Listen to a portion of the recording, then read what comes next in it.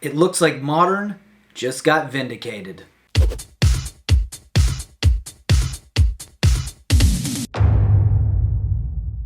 Welcome back to my channel. I am Mattcaster Mage, and I do make Magic the Gathering content every single day. So if you like my content, please hit that like button and subscribe, and let me know what your favorite, spoiler of the day was, and I'll be sure to read it and reply. So in today's video, I wanted to talk all about the biggest reprints that we're getting into Modern Horizons today. There is a lot of crazy cards that I'm just blown away that we're going to be seeing in Modern. Now, all the cards that are reprinted are basically going to be Modern legal now. So some people have been asking me, I don't understand, this card was printed in Masters 25. Wasn't it already Modern legal? No, that doesn't necessarily mean that it's Modern legal.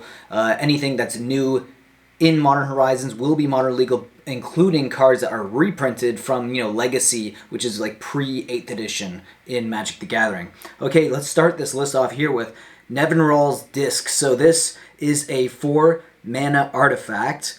It's going to be introduced as a rare. Now this card sees a lot of play across a variety of formats. It could start seeing play in Modern. So basically enters the battlefield tapped, and then for 1 colorless, and you tap this card, and you can destroy all artifacts, creatures, and enchantments. So now you have a really powerful board wipe that you can throw in any deck because it's 4 colorless because of that artifact ability. Really, really interesting. We also have Solitary Confinement, and this is a card we got originally printed in Judgment. This is coming in as a rare, and it is a 2 colorless, 1 white enchantment, and as at the beginning of your upkeep, sacrifice Solitary Confinement unless you discard a card. So skip your draw step, and you have Shroud. So basically, you are becoming hexproof. So prevent all damage that will be dealt to you. So a great card to throw in maybe Boggles right now. That could see some play there. It's really good to have that kind of that power against cards like Thoughtseize, and even like if you're playing a burn deck, this is like a no-brainer. Include into your deck or your sideboard, where you're probably going to have it more used there. We have Sterling Grove. Now this is a Selesnya enchantment. It was originally imprinted in Invasion. It's a 1 green, 1 white, and it is other enchantments you control have Shroud. Now, I'm starting to think that these are going to really boost Boggles in Modern. Having this card, it can be like a tier 1 deck now, in my opinion, but this is great for sideboards as well. So basically for 1 colorless, you can sacrifice Sterling Grove, then you search your library for an enchantment card, reveal it, then put that card on top of it. Very, very powerful card we're seeing here. We also have Enchantress Presence, which is a card we got originally in Onslaught. This card was pretty expensive for a while, and I'm sure it's going to drop the price down a bit, but if it starts to see Modern play, it could actually shoot right back up. So this enchantment has, whenever you cast an enchantment spell, draw a card. So another card, so we could be seeing a whole new deck. Apart from, Boggles, maybe getting a few power upgrades, we could be seeing a whole enchantment deck in Modern now. Is it a little too slow for Modern? No, I think 3 mana is a pretty playable amount of mana in Modern. I don't think it's too over, too high a casting cost. I think it actually could fit really well, and I think there could be some new decks made just from this card. Now this is the really cool card. Now we have Vindicate. Now Vindicate is a 1 colorless, 1 white, 1 black, and it has destroy target permanent. So that's it. So you can just destroy someone's land, you can destroy their creature, their artifact, their enchantment, just destroy target permanent.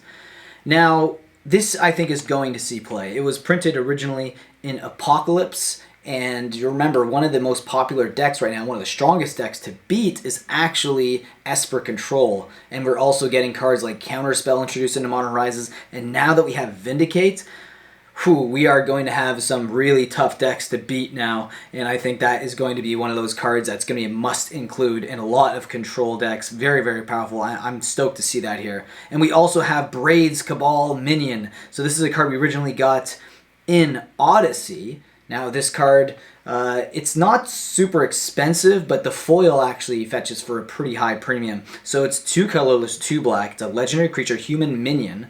It's a 2/2. At the beginning of each player's upkeep, that player sacrifices an artifact, creature, or land.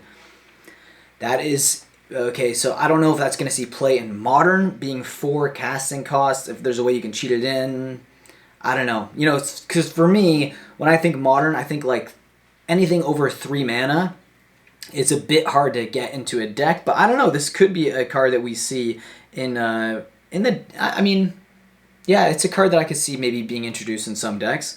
So this is the last card I wanted to talk about. This is not a reprint card.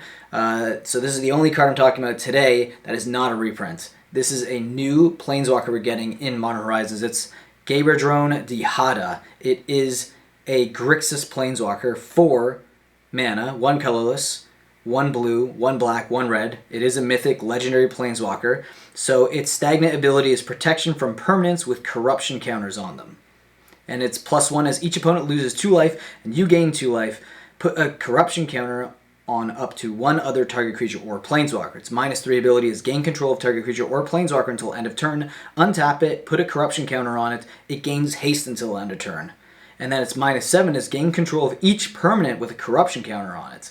Very, very powerful. So essentially it's going to be putting in these corruption counters, and you can kind of steal your opponent's creatures.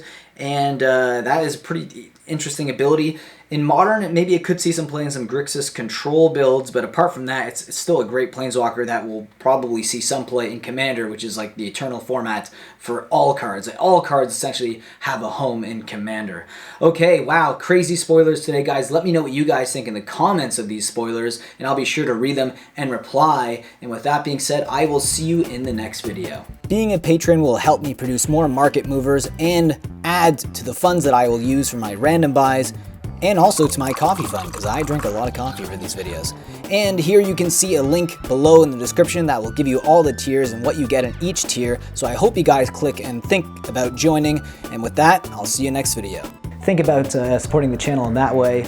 If not, subscribe, like, leave a comment, and I will see you again in the next video.